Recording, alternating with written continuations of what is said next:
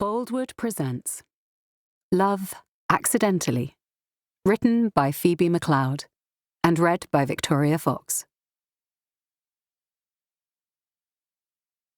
Chapter 1. I can feel the eyes of everyone on us as Dr. Patel and I cross the waiting room floor.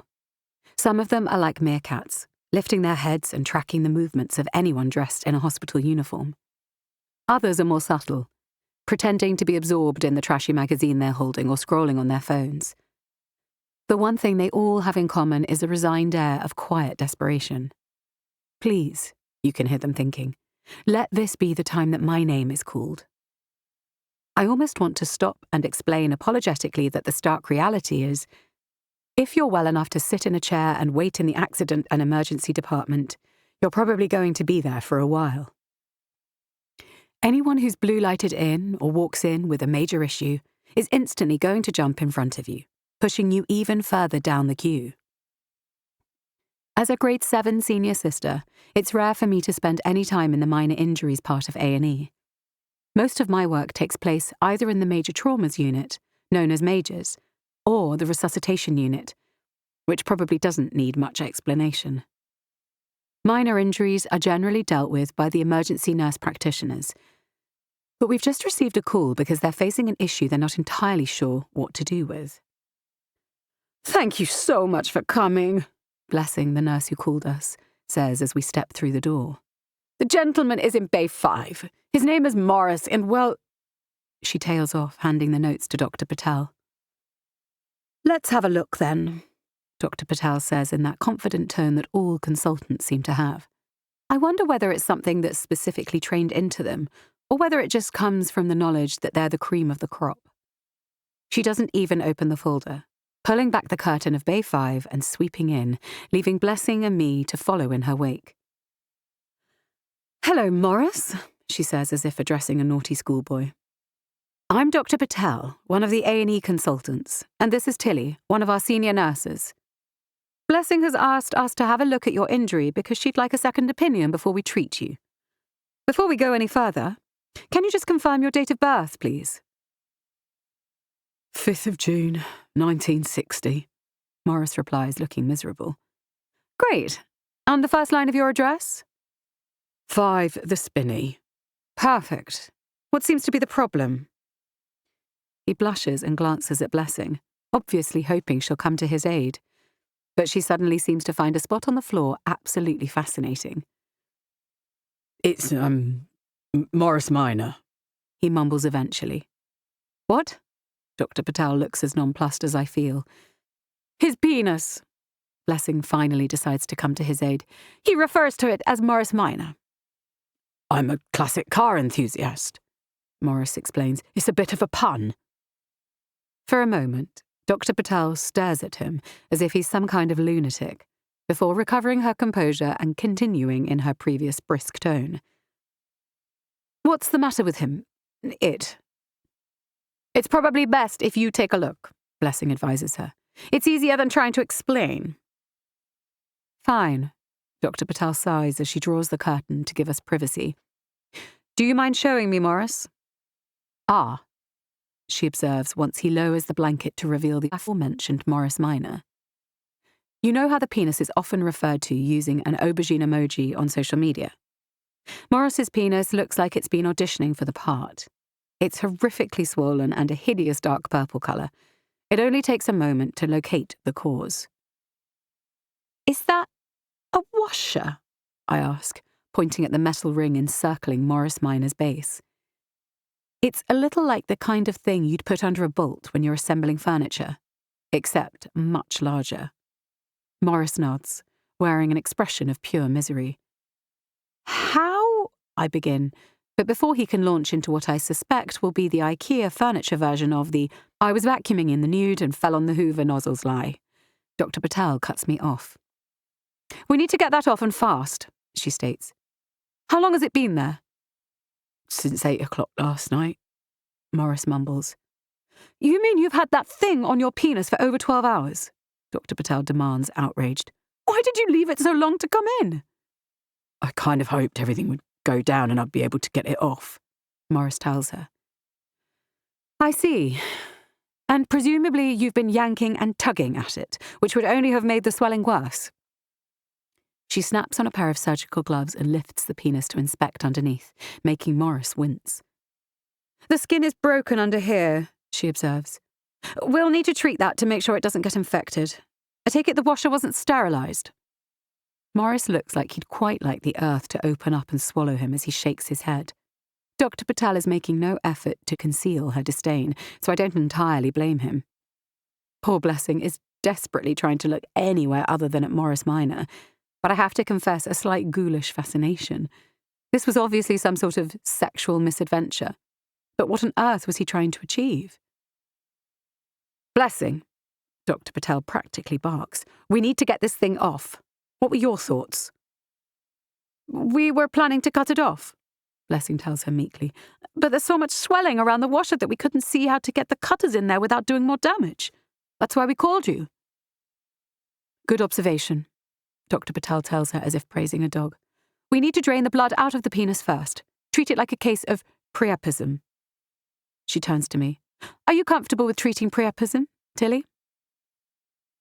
Comfortable enough, I assure her. It's not something we treat regularly, but I'd numb the area with local anaesthetic and then drain from as many sites as required using a needle. Morris obviously doesn't like the sound of this at all, as his face turns ashen. You mean you're planning to stick needles in Morris Minor? He asks, horrified. It's that or risk having to amputate, Dr. Patel tells him matter-of-factly. The longer we let this go on, the more danger there is of permanent damage to your penis. It may already be too late, but we won't know that until we deal with the current situation. Are you happy to sign a consent form for us to proceed? The threat of amputation has obviously had the desired effect, as Morris nods mutely and Blessing disappears off to sort out the paperwork. I take this as my cue to go and fetch the relevant equipment for the procedure. Right, Dr. Patel announces when I return with the trolley, and Morris has signed the form. I'm going to give you an injection to numb the area, and then Tilly here will start draining the excess blood from your penis. Hopefully, once that's done, we'll be able to see what we're doing to get the washer off. Any questions? Morris shakes his head and closes his eyes as Dr. Patel inserts the small needle and delivers the anaesthetic. After a minute or so, she flicks Morris's penis lazily with her fingers. Can you feel that? She asks. No. Good. Off you go then, Tilly. Please be very careful, Morris begs. I'm always careful, I assure him as I insert the needle and begin to draw off the blood. After a while, Morris Minor is still far from pretty, but it's a lot less swollen, and we've got a much better view of the washer. Dr. Patel hands me what, to all intents and purposes, is a miniature pair of bolt cutters. At the sight of them, Morris looks like he might faint. Be particularly careful with these, Dr. Patel warns me. We just want the washer, nothing else. Dear God, Morris groans, and I swear I spot the faintest trace of a smile playing on Dr. Patel's lips. She's enjoying herself, the sadist. To be fair, I've worked with her for a number of years, and while she's held in very high esteem for her encyclopedic knowledge of the human body and her ability to stay calm under pressure, she's also known for having zero tolerance for fools. It's no wonder she's not impressed by Morris. I'm concentrating hard as I ease the bolt cutters into place, but despite our efforts, Morris's penis is still a little too swollen for me to get reliable purchase on the washer without risking catching his flesh in the jaws at the same time. Blessing, I ask, can you stretch the skin a bit to give me a better view, please? Sure. She carefully grasps Morris Minor and pulls the skin on either side away from the washer. Morris sighs heavily. Is everything okay? I ask him. Yes, he replies. I was just thinking about the irony of two beautiful young women handling Morris Minor, and him being totally unable to enjoy the moment. Are you for real? Blessing asks him, outraged. Sorry, an attempt to lighten the mood. I would suggest that you keep your humour for a time when there isn't someone about to attack your nether regions with a bolt cutter, I tell him blandly. Ready?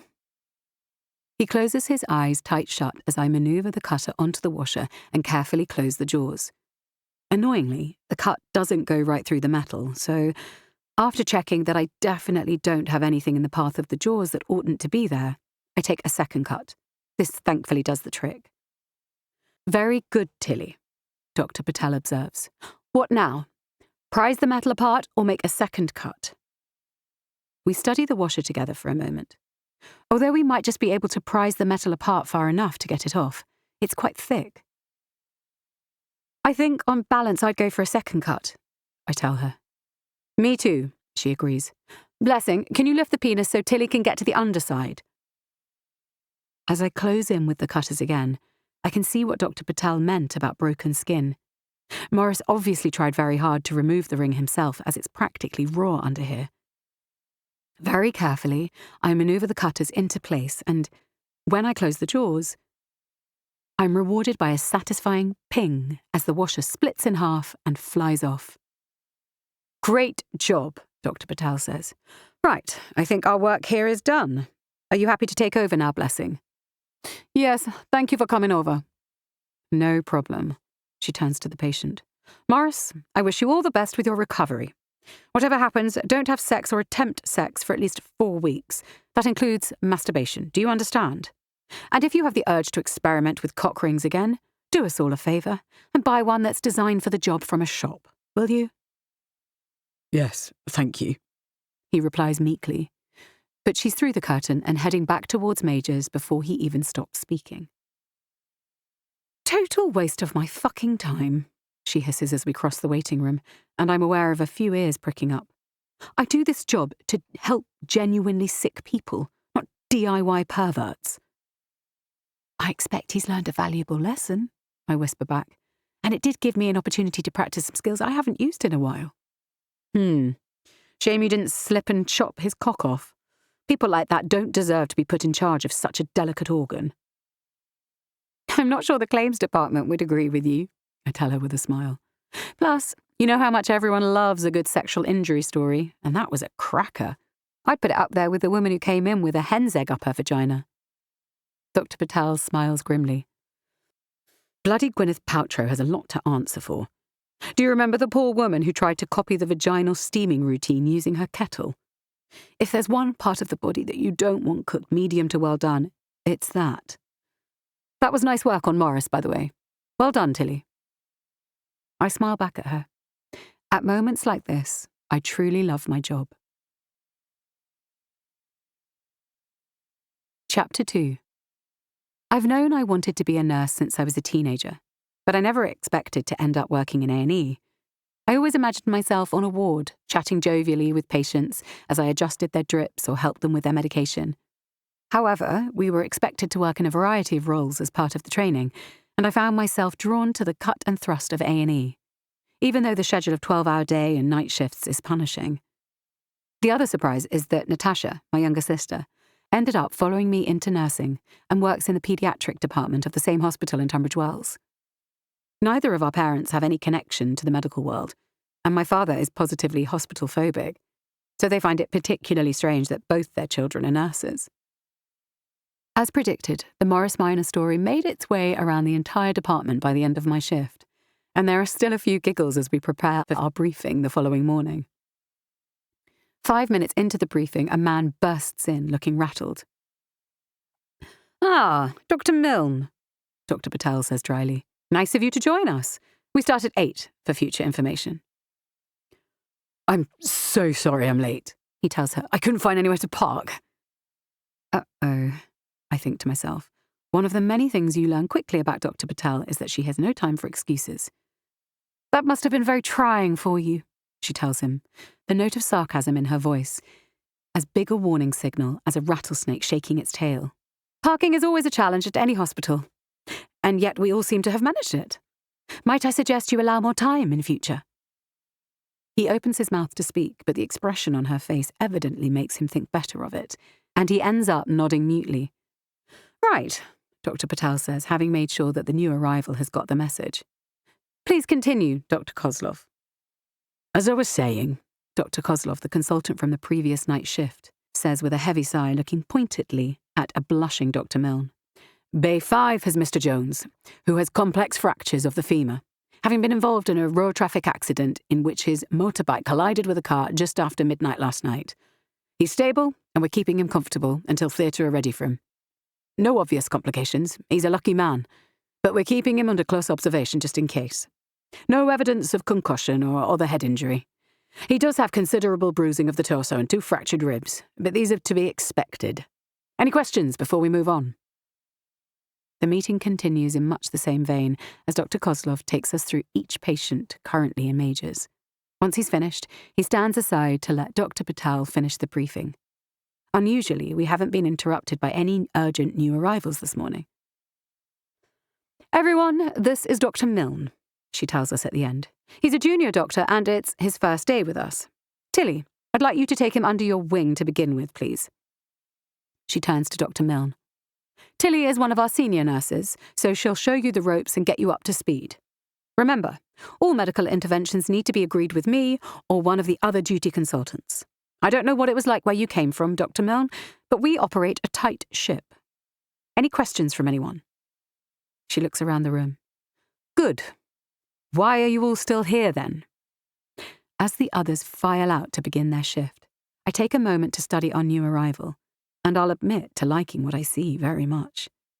He's dressed in the standard uniform for junior doctors, but I can't help noticing his strong-looking forearms.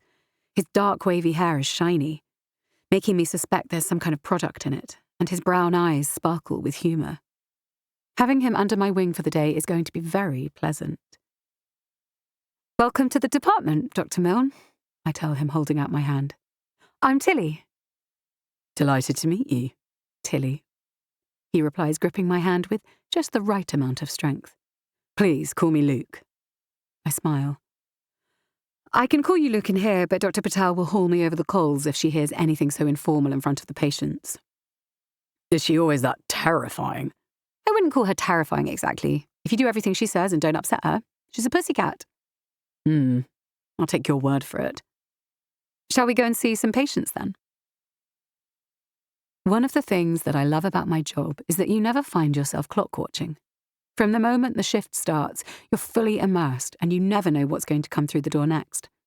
Peak adrenaline is when the red phone rings with a trauma call. This is how the paramedics alert us to an incoming case so serious that the trauma team needs to assemble. If you've ever seen one of the hundreds of hospital dramas on TV, you'll have seen people running alongside stretchers as they try to hook up drips and yell medical terms such as intubate at each other. Thankfully, the reality is a little less dramatic. Everybody is in position before the ambulance arrives, and we work quickly and quietly to try to stabilise the patient as swiftly as we can. Of course, we don't always succeed, and that's tough, particularly when the patient is young. But you don't generally get time to dwell on it because the next emergency is usually just around the corner. Today is no different. No sooner has the motorcycle accident victim gone down to surgery than his place is taken by an elderly woman who has fractured her hip as a result of a fall at home. She looks pale and frightened and seems confused about where she is and what's happening to her. I don't rate her chances, Luke mutters to me conspiratorially as I do her observations. One thing I've learned from my time here is that you can never predict a patient's journey, I tell him equally quietly. Yeah, but hip fractures are usually the beginning of the end for old people, aren't they? What area were you working in before? I ask as I study the screen. The woman's blood oxygen levels are lower than they ought to be. Mrs. Corrigan? I raise my voice and 2 cloudy blue eyes lock onto mine. Can you take some deep breaths for me, please? I was in geriatric care, Luke whispers as I watch Mrs. Corrigan's fragile chest rising and falling. Hip fractures and pneumonia were the 2 biggest signs that a patient was starting their final decline. That's looking much better, I tell Mrs. Corrigan brightly as the oxygen levels on the screen come up to normal levels. Make sure you breathe deeply every so often, okay? That's all lovely, I tell Luke quietly so Mrs. Corrigan can't hear. But irrelevant in this role. For all I know, Mrs. Corrigan might make a full recovery and spend many years waltzing around a ballroom with her surprisingly ardent lover. Our job is to assess her and, in conjunction with the consultants, decide what treatment path is going to be best for her. Whatever happens, she won't be staying here. So, what are your thoughts, Doctor? He stares intently into my eyes, and I can feel my skin prickling under his gaze. The last time someone looked at me with that level of intensity, it was my last boyfriend. I was naked and underneath him. To my horror, my mind starts to imagine Dr. Luke Milne in that position. Thankfully, he breaks the spell by speaking. "It's unlikely that anything could be done for her surgically," he murmurs, "but she can't be discharged without an appropriate care package in place. So I guess I'd admit her onto a ward and keep her under observation while social services sort out the relevant bits and pieces." I smile at him. Good plan. Given that she's broadly stable, shall we go and see if Dr. Patel agrees with you? I raise my voice again as I carefully remove the blood pressure cuff from her arm and ease her finger out of the oxygen monitor. "Mrs. Corrigan, are you in any pain at the moment?" I ask. "No, dear," she replies in a wavering voice. "If you're finished, I'll be on my way." She tries to sit up and winces. "Try not to move, Mrs. Corrigan," I tell her firmly. "You've broken your pelvis, so you need to stay in bed for now, okay?" "I can't stay in bed, dear," she says, her eyes filling with tears as she sinks back onto the pillow in defeat. "I've got to feed my cat." "We need to keep you here for a while. Is there someone we can call to feed your cat? What's his name?" "She's called Sheba, and I suppose my neighbour would pop in if I asked nicely. I do hate being a nuisance, though. Are you sure you can't just give me some painkillers and send me on my way?" "Quite sure," I tell her with a smile. "But let's see if we can get hold of your neighbour, hey?" "You were brilliant with Mrs. Corrigan," Luke tells me a while later when we're taking our first break. He's staring at me intently again, and it's making me feel slightly hot. I hope I'm not blushing. "I think there's a real difference between how you treat the elderly in A&E and how we used to treat them." I think about it for a moment. "I guess," I begin carefully. "It's probably because most of the elderly patients we get in are still living independently and they expect to return home once we fix them. Of course, that isn't true for everyone, and it might not be true for her, but they need that hope to sustain them. Does that make sense?" "Yes, I think so." The intensity of his gaze has somehow ramped up a notch. "Do you mind me asking how you became an A&E nurse?" I laugh, trying to break the tension and dispel the rather steamy thoughts about Dr. Milne and me that are starting to circle in my head. The usual way. Nursing degree, falling in love with A&E during my training placements, applying and getting the job. You? "I decided I wanted to become a doctor when my granddad first fell ill. I was only 10, so I had no concept of terminal illness and I couldn't understand why they weren't just making him better. I was angry when he died, wrongly assuming that the doctors were stupid and hadn't given him the right treatment. So I decided to become one myself so I could do better." "And how did that work out for you?" He grins. "I'm here, aren't I? I realised long before I started my training that my original assumption was wrong. They'd obviously done everything they could for him, but he'd spent most of his working life around asbestos, so it was bound to get him one way or another. But by then, the concept was ingrained." "And why transfer from geriatrics to A&E? "I moved house," he says simply. "I was in Milton Keynes before, and commuting from here wasn't really practical." "Long way to move," I observe. A strange look crosses his face, as if he's trying to decide whether to tell me something or not, and it occurs to me that this move might not have been his choice. "Sorry," I continue. "None of my business. Right, shall we get back?" "We've got a couple of minutes still," he says, checking the clock on the wall. I didn't mean to be odd just then. It's just my mother. She lives on her own in a flat on Monson Road and, well, she's not coping so well anymore. I've moved back down here to help her out a bit." What a lovely thing to do. I bet she's glad to have you around. So did you grow up here? "I did. Moving to Milton Keynes was supposed to be my big gesture of independence, but..." He tails off. I touch his arm lightly, savouring the sensation. "I'm sure she appreciates it." He smiles. "I'm not so sure." Another unidentifiable look crosses his face before he speaks again. "Look, don't take this the wrong way, but most of my friends from back in the day have 9-to-5 jobs, so it's not always easy to meet up with them. I'd like to get to know a few people from the hospital, and you seem friendly. Do you fancy going for a quick drink after work?" If I wasn't flush before, I definitely am now. Does he mean drink as in drink? Just the two of us, talking quietly in a dimly lit booth in a pub? Is he coming on to me? I slapped myself mentally. Of course he doesn't mean that. He's just said he's keen to get to know people, so he obviously means me and the rest of the team, irritatingly. I'll admit the idea of it just being the two of us was rather appealing. I force a bright smile onto my face. That sounds fun. I'll ask around and see who else is free. Thanks. He smiles, but there's something behind it. Is it disappointment? Chapter 3. Your dinner's in the dog, Mike announces from the sofa as I shut the front door behind me just before 10 p.m. We don't have a dog, I reply. Fine, it's in the oven then. It's been there a while, so it might be a little crispy around the edges. It's lasagna. At least it was when I put it in there. God only knows what it is now. Nuclear waste, probably.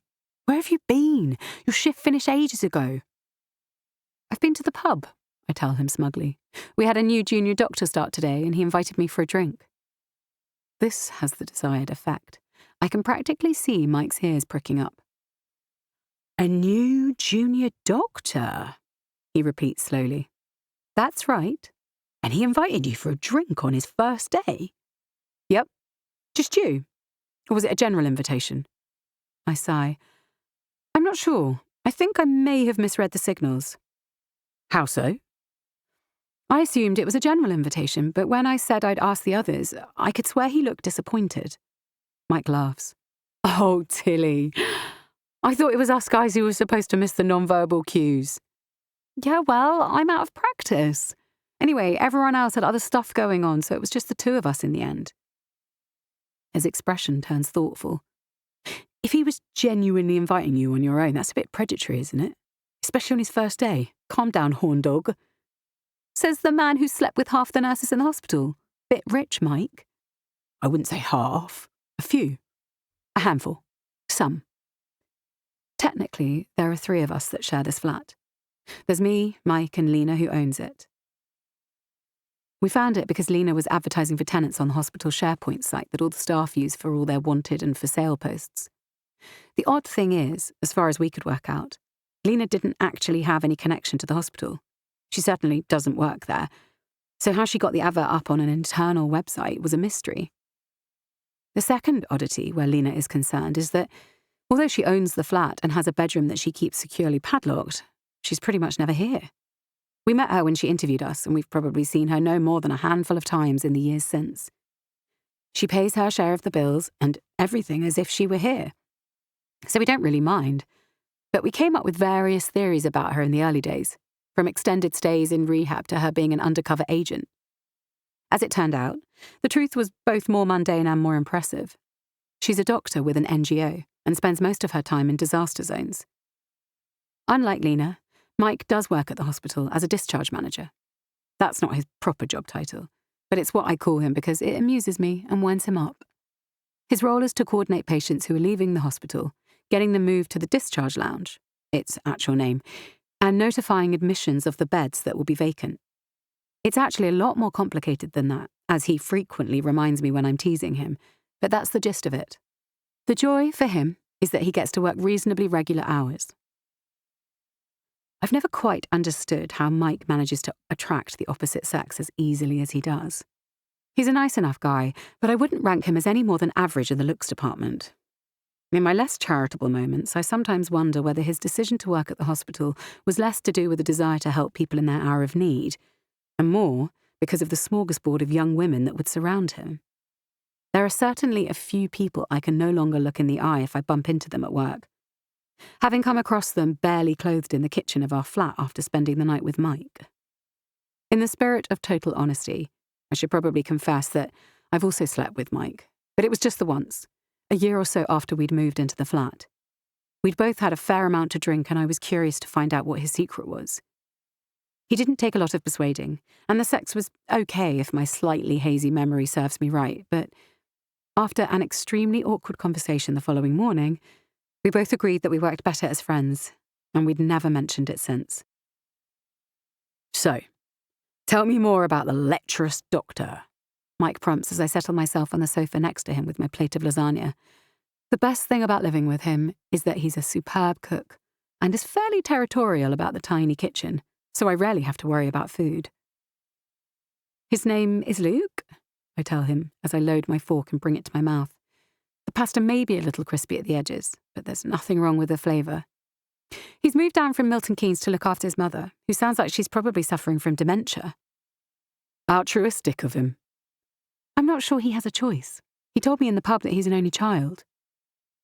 I regret the words as soon as I've said them, but it's too late. Mike is already pursing his lips in disapproval.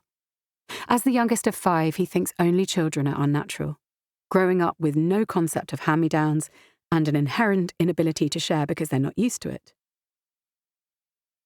We've spent many a booze-filled evening hotly debating this point, as there's absolutely no empirical evidence to support his theory, but he won't be moved.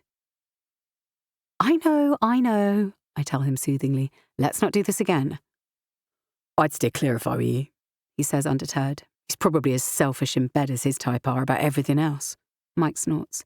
The problem with your only child is that they think the world revolves completely around them. My advice would be to give him the brush off and chalk it up as a lucky escape.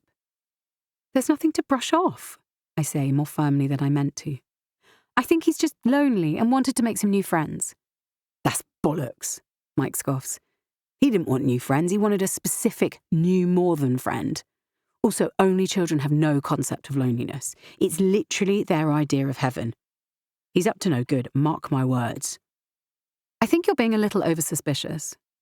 I don't know. His mum lives in town, you say? Yes, Monson Road. And did he grow up locally, or has she recently moved here? He grew up here before moving to Milton Keynes. My point exactly, he says triumphantly. You haven't made a point, I retort. I may not have articulated it to you, but it was there in my head all along. The point is this. If he grew up here, and he's not a narcissistic weirdo like all the other only children in the world, where are all his friends, eh?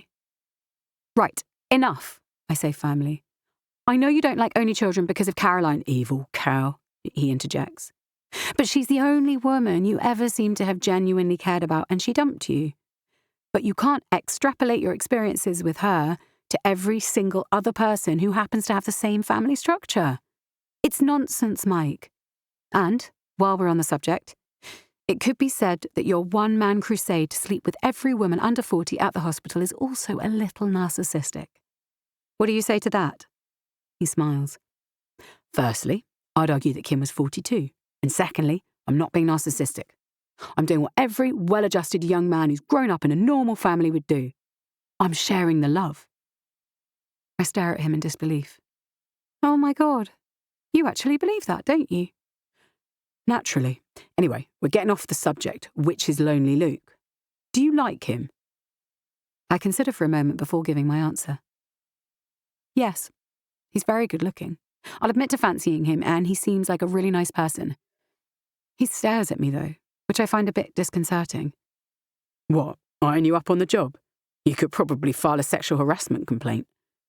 No, nothing pervy. It's only when he's talking to me. He looks at me really intensely. Mike grins. That's a new one for the book. Only child, lack of social skills because no siblings to practice on. Oh, do knock it off. You're obsessed, you know that. You wait. I'll be the darling of the medical world when I've finished collating my evidence and published my findings. I might even get a Nobel Prize. I sigh deeply. Delusional fantasies. We ought to get you assessed. That might be fun, depending on who did it and what they were assessing. Anyway, lovely but lonely Luke stares at you. Anything else? No. As I said, he seems nice, if a bit intense. Dr. Patel tore him off a strip because he was late this morning, so he's frightened of her. She's a frightening woman. Have you met her? I've passed her in the corridor a few times.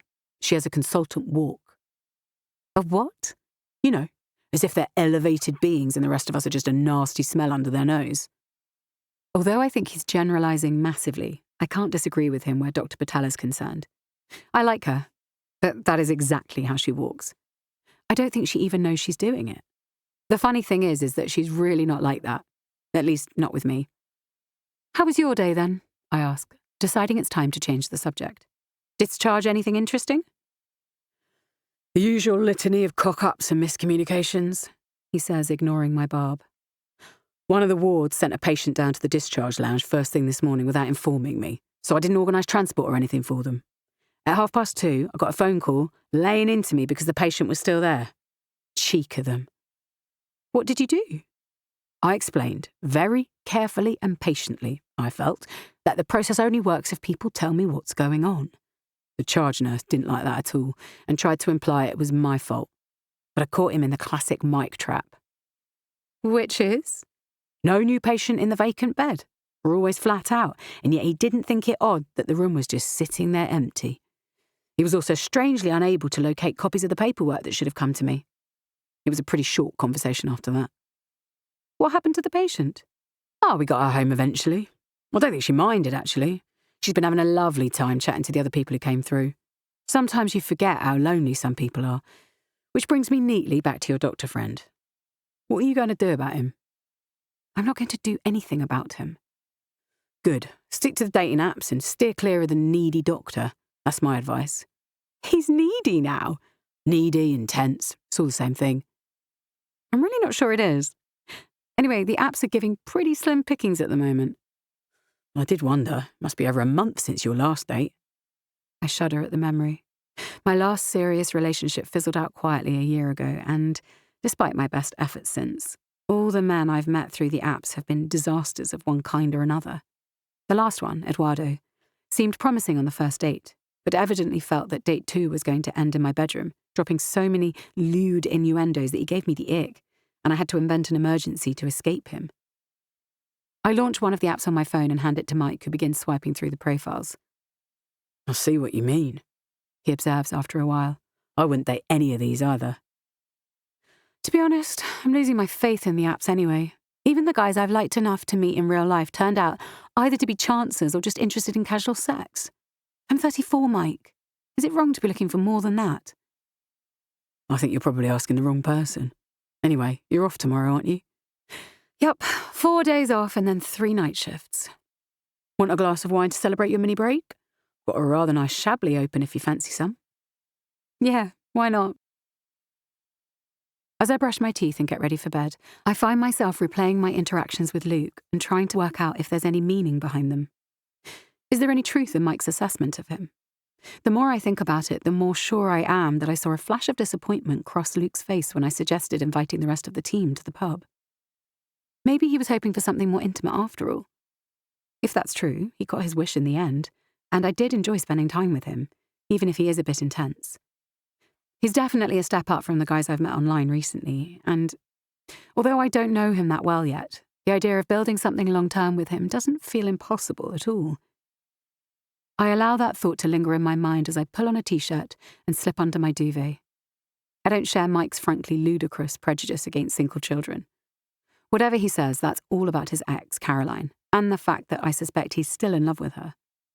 In fact, I've often wondered whether his one-man crusade to sleep with every woman at the hospital is his way of saying, "See, Caroline, I don't need you. I can have anyone I want."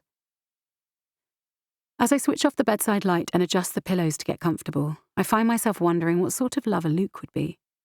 I don't think he'd be selfish. If he looks at me that intensely when we're just having a chat, what on earth would it be like if we were naked in bed together? The thought isn't at all unwelcome, and I feel warmth spreading around my body as I imagine his face above mine, drinking me in with his eyes as we move together.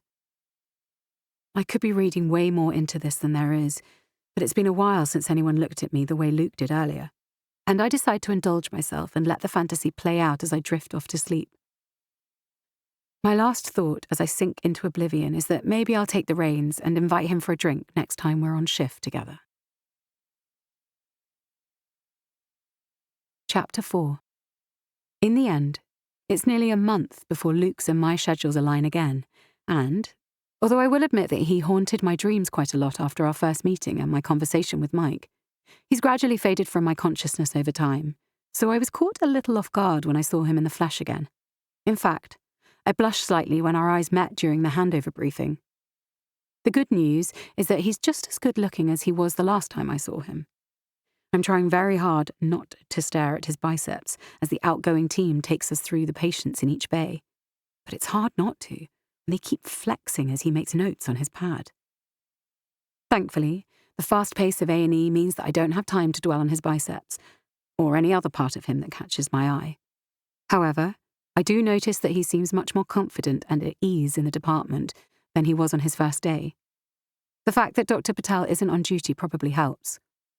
Our head consultant today is Dr. Rogers, who works on the principle that the best way to motivate the team is endless jovial positivity. However, those of us who know him well are fully aware that it's a thin veneer. Anyone who has found themselves on the receiving end of his wrath when they haven't followed his instructions to the letter will testify that he can bawl you out with the best of them. As far as I can see, Luke seems oblivious to this fact, and I have a nasty suspicion he's misinterpreting Dr. Rogers' outwardly calm demeanour as a laissez-faire attitude and cutting a few corners. I've already seen some raised eyebrows from the nurses when he's made decisions without consulting Dr. Rogers first. I'm also certain that if Dr. Rogers hasn't noticed it yet, he will before the end of the shift. I'm wondering whether I should say anything to him when the red phone rings to alert us of an incoming trauma case.